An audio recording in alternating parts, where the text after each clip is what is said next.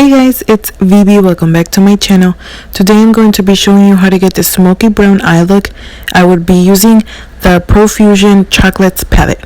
Please don't forget to subscribe to my channel before you guys leave, and I hope you guys enjoy it. Thank you.